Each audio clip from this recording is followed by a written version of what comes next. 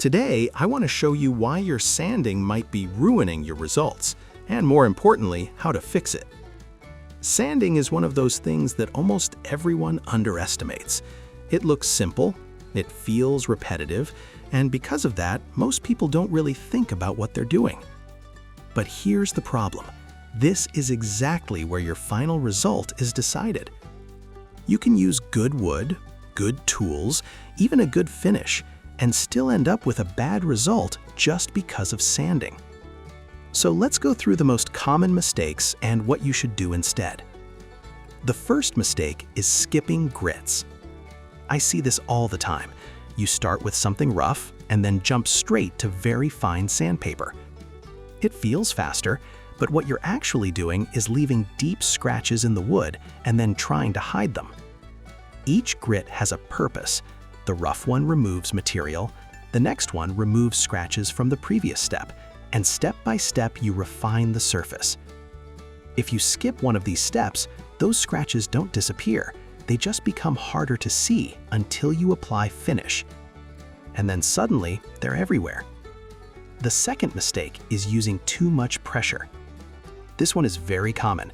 You want to finish faster, so you press harder, but sanding doesn't work like that.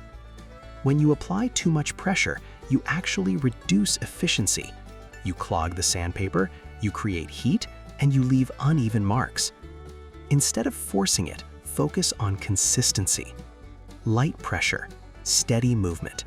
Let the tool do the work. The third mistake is sanding across the grain. At first, it might not look like a big deal. The surface can still feel smooth, but wood has direction, and when you go against it, you create scratches that become visible later. This is one of those mistakes that only shows up at the very end.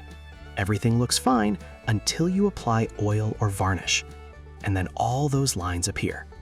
So especially in the final steps, always follow the grain. The fourth mistake is ignoring dust. After sanding, there's always a layer of fine dust on the surface, and if you don't remove it, you're basically sanding over that dust again. That creates micro scratches and makes your surface look dull. It also makes your sanding less effective. You don't need anything complicated here. Just take a moment to clean the surface. Brush it off, wipe it down, it makes a big difference. And the fifth mistake is over-sanding. This one surprises a lot of people because it sounds logical. The smoother the surface, the better the result. But with wood, that's not always true. If you go too fine, you start closing the pores. And that affects how finishes behave. Oil won't absorb properly, color becomes uneven, and the surface can lose that natural look. So the goal is not maximum smoothness. The goal is the right preparation for the finish you're going to use. Now, here's the important part.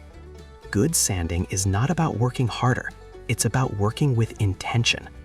Once you understand what each step does, everything becomes easier and your results improve immediately.